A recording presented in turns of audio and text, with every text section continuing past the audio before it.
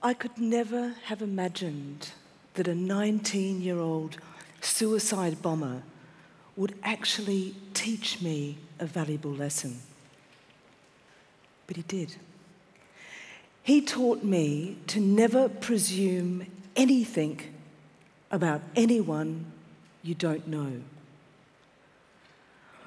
On a Thursday morning in July 2005, the bomber and I, unknowingly, boarded the same train carriage at the same time, standing, apparently, just feet apart.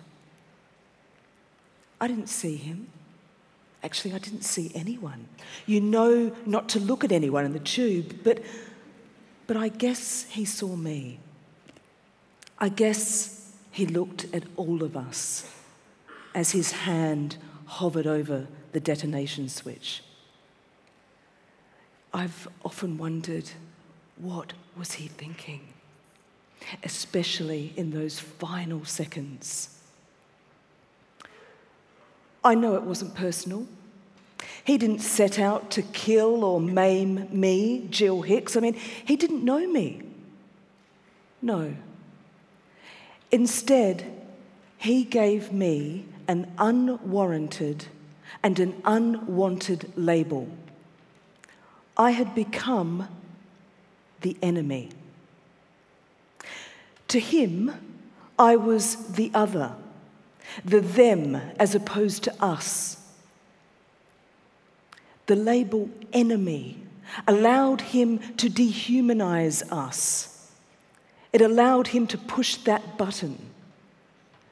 And he wasn't selective. 26 precious lives were taken in my carriage alone, and I was almost one of them.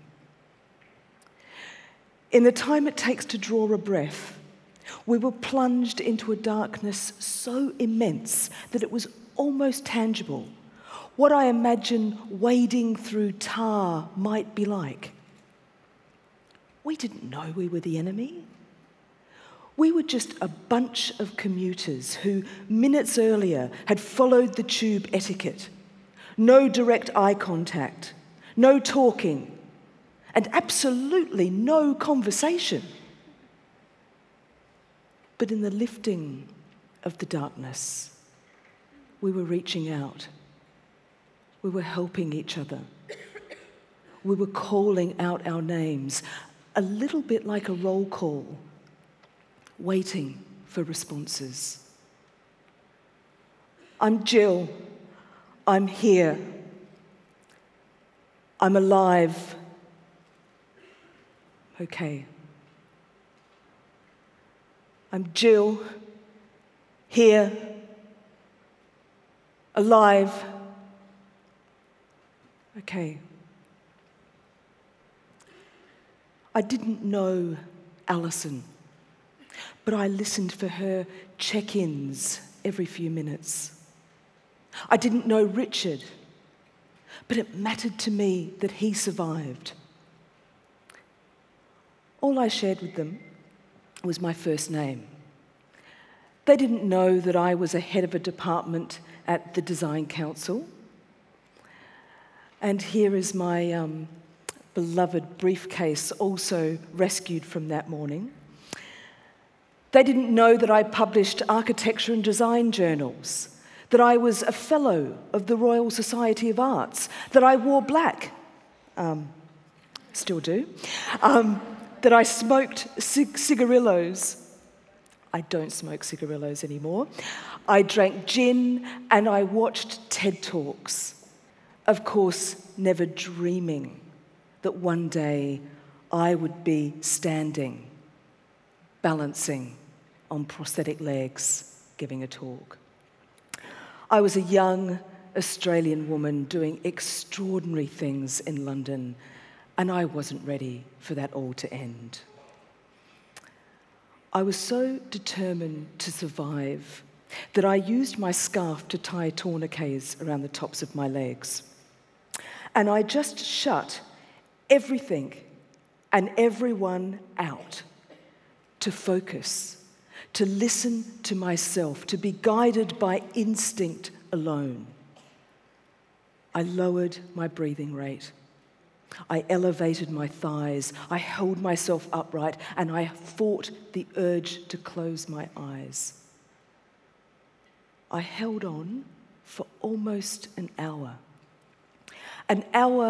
to contemplate the whole of my life up until this point. Perhaps I should have done more. Perhaps I could have lived more, seen more. Maybe I should have gone running, dancing, taken up yoga. But my priority and my focus was always my work. I lived to work. Who I was on my business card mattered to me. But it didn't matter down in that tunnel. By the time I felt that first touch from one of my rescuers, I was unable to speak, unable to say even a small word like Jill. I surrendered my body to them. I had done all I possibly could, and now I was in their hands. I understood just who and what humanity really is when I first saw the ID tag that was given to me when I was admitted to hospital. And it read, "One unknown, estimated female." One unknown, estimated female. Those 4 words were my gift. What they told me very clearly was that my life was saved purely because I was a human being.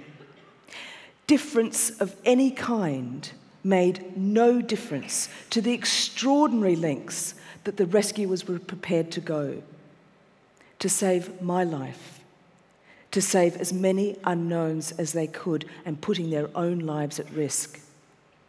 To them, it didn't matter if I was rich or poor, the colour of my skin, whether I was male or female, my sexual orientation, who I voted for, whether I was educated, if I had a faith or no faith at all.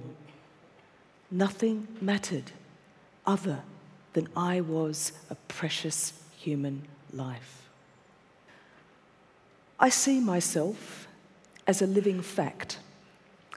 I am proof that unconditional love and respect can not only save, but it can transform lives.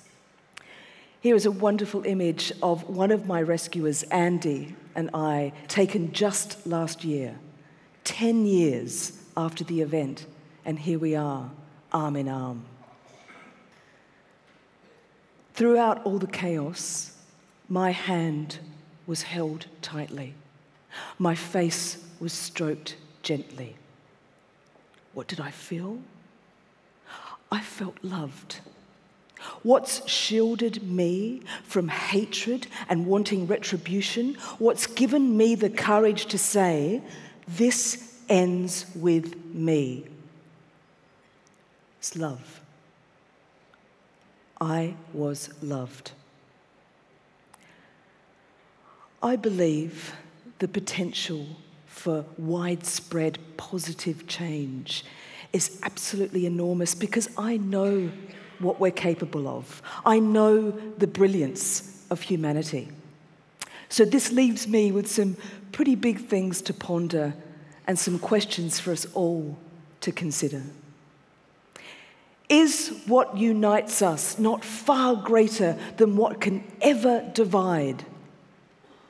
Does it have to take a tragedy or a disaster for us to feel deeply connected as one species, as human beings? And when will we embrace the wisdom of our era to rise above mere tolerance and move to an acceptance for all who are only a label until we know them.